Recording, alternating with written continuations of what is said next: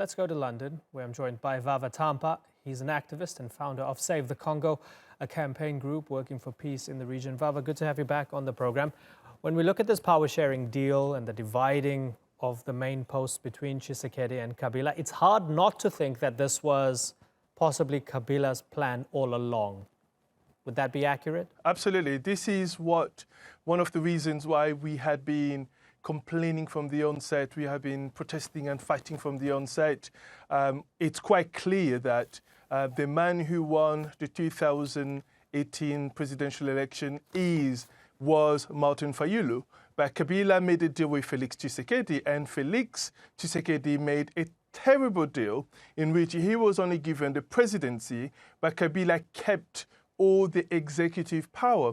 And in Congo, power per se actually rests with the prime minister. The prime minister is the political boss. So we have a president who is a ceremonial president, and Kabila essentially controls all the power. So we are in a country with essentially three presidents.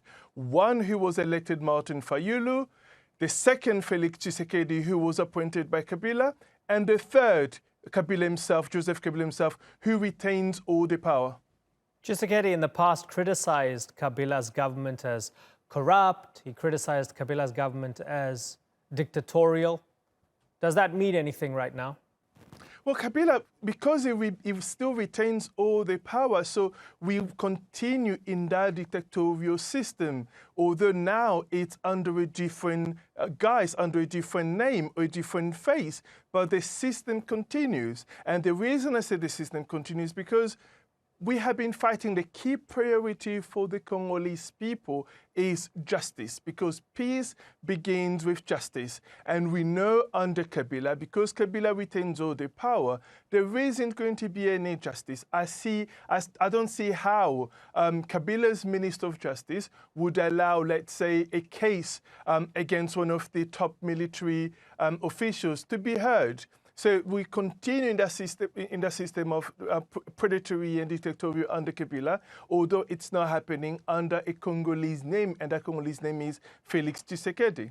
The key mining portfolio and having the power to look after the mining resources as much as you can, that falls under Kabila's remit and his allies. What does that mean to you? Congo is fascinatingly rich. Congo is estimated in terms of natural resources alone that Congo it's worth around 24 trillion, which is equivalent to the GDP of the US, the EU, Canada, and Australia combined. So Congo is fascinatingly rich, and those riches are essentially under our earth, under the soil. So mining is a key element. I'll give you one example. Take Kivu, for instance, North Kivu, which is not being ravaged by Ebola. 1/3 of North Kivu's territory, it's mines, and the other 1/3, it's forest, and the other 1/3 is being shared between people and rivers. So Congo is fascinatingly rich, and Kabila retaining control of mining resources or mining portfolio, essentially that means he is able to decide who in terms of multinational and who in terms of countries internationally would be granted mining concessions, and in doing so, he will be able, in a nutshell, to decide how that country react on Congo issues internationally.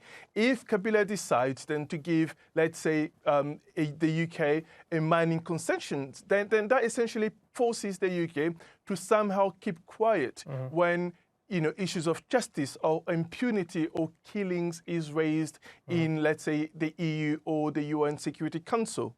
Right. So that's how it plays around. Right. Okay. So I'm going to get into how to tackle Ebola and how to maybe put a lid on a lot of the instability in the east of the country in a moment. But just politically, is it not maybe the reality that Kabila's FCC holds a majority in parliament, because if you take the Democratic Republic of Congo and you divide it up into its smallest parts, they just have the most amount of influence on the ground, whether you like it or not? Not at all, far from it. Look, it's virtually impossible for Kabila himself to sort of admit and say, you know what, we could not win in the presidential election, that Kabila's candidate Emmanuel Shadari could not be declared president because the entire population had turned against Kabila and his regime.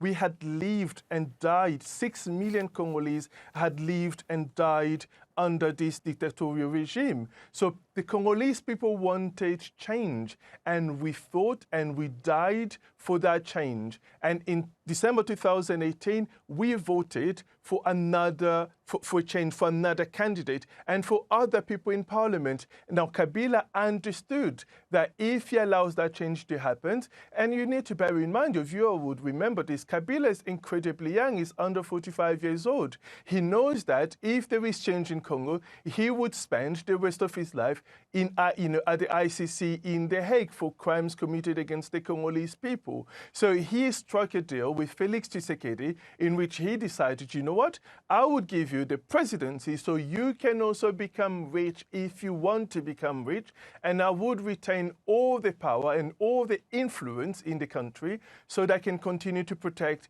people around me who committed crimes against humanity and war crimes, and so that this system can continue, the Congolese people can continue to perish. What if you gave them a chance?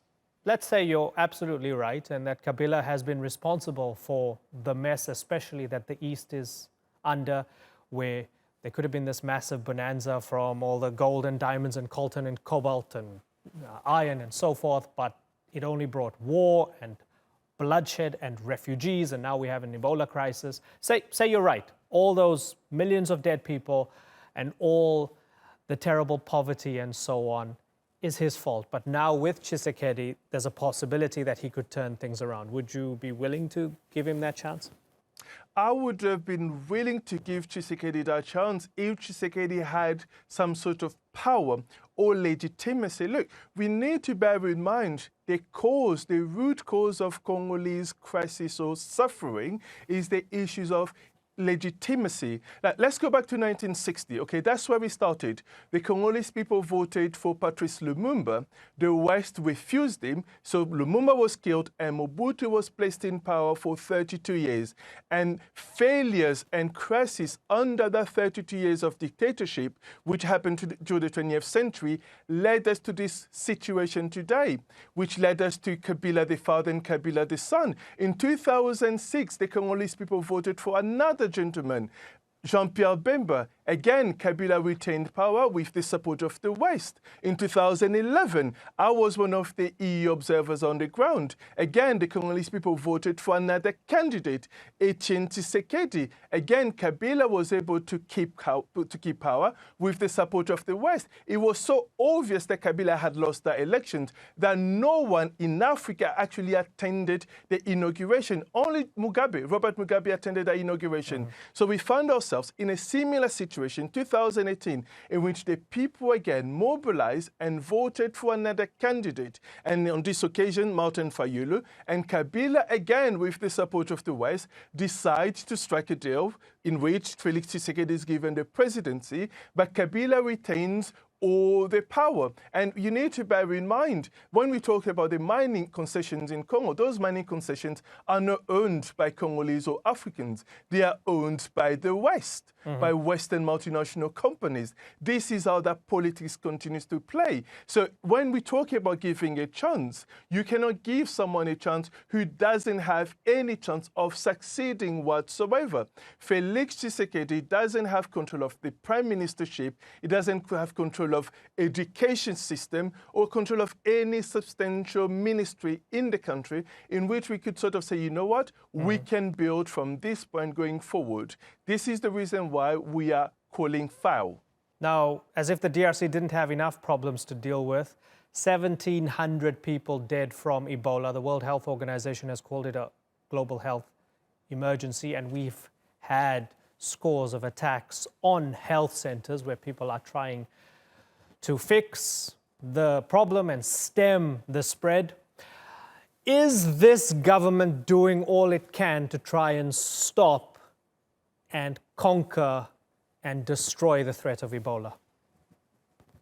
I would hope so. I'm hoping against hope that Felix Tshisekedi and other people around him are doing whatever they can to stop Ebola from spreading. I'm hoping against hope because I understand that they spent the last 7 months essentially bickering against one another between Kabila himself and Felix Tshisekedi. The reason we still do not have a government per se, it's because Felix Tshisekedi could not appoint people he wanted to appoint in different ministry. Kabila objected. That essentially gives you an idea. So while Tshisekedi and Kabila are fighting over who should control what in terms of the government, our people in the Kivus are being killed in Ebola. And we need to bear in mind there are 3 elements here, which is essentially incredibly substantial in why Ebola continue to spread in the Kivu. One of those is local people, from what I understand from the research we have done, essentially do not trust anything or anyone that represents the international community. Look, over 6 million people, 6 million Congolese have been killed in that country. And those deaths could have been prevented, but the international community failed. In fact, I think, refused to stop those killings from being prevented. And so for many people on the ground, the killing from Ebola, dying from Ebola, it's not much different from dying from hunger, from bullet, from displacement, or from other illness and diseases they have been facing. So they are refusing. We have seen cases in which local people are absolutely refusing to seek help. They are attacking even Ebola response centers. One of the reasons we are asking the World Health Organization to start employing local people so that we can contain these crises. So there are many things at play, and I'm hopeful, and I'm hoping against hope that Tshisekedi and his people have all the tools and all the expertise to contain this crisis, because if it's not contained, my God, I fear for my people. And as we circle this back to the question of legitimacy, you said you believe that Martin Fayulu was the democratically elected leader of the country and that he was hard done by and cheated. What should he do? You have a country that has tremendous problems of immediate concern. As we've mentioned, Ebola, the warring groups in the east, an economy that needs help. Should Martin Fayulu fight for that legitimacy, or should he step back and say, okay, well, this new government's the new government and let's give them a chance to sort this out? Look, this is an issue which a conversation we've been having even within the Congolese community. Look, I'm an activist, I'm a community organizer, and I come from a tradition in which speaking the truth and fighting for justice is incredibly substantial, incredibly significant. It's a tradition of Patrice Lumumba. It goes all the way back to Kimpa Vita. So I would continue to speak the truth because that needs to be registered for the future generation. And that truth is Martin Fayulu won.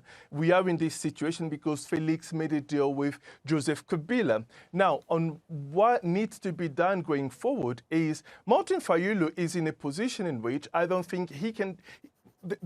What needs to be done is Felix Tshisekedi needs to reach out to Martin Fayulu and have a conversation, and that conversation should evolve around how can we broaden this government, how can we bring you into this government, and how can you ensure the next election cannot be as awful as the previous one was. And this goes back to, again, to the issue mentioned, in which Kabila keeping all the key ministry under his belt. Now, the Ministry of Justice is under Kabila. That, in a nutshell, means Kabila would be able to decide who would be declared the president next time around, because the Minister of Justice, he's the one who would then appoint Supreme Court judges. Those are the people who then would go on into hearing cases of when there is crisis in terms of, who won and who lost, who would decide who won. And we know in 2018, in 2019, they actually declared Felix Tshisekedi won against all evidence which were produced by the Catholic Church and which were leaked from the CENI server. So we are in an incredibly tricky situation. However, we continue to encourage Felix Tshisekedi to reach out to Martin Fayulu, as well as other people like Jean-Pierre Bemba and Moise Katumbi and Adolphe Muzito and so on and so forth, so they can see how they can regroup themselves again and see how together we can save the Republic. If Felix fails to do that, I think the Congolese people would be harsher on him, because it's one thing to make a deal with Kabila, it's another thing to refuse to reach out to people who could help save the Republic. Vava Tampa, thank you once again for taking the time. Good to talk to you here on the Newsmakers.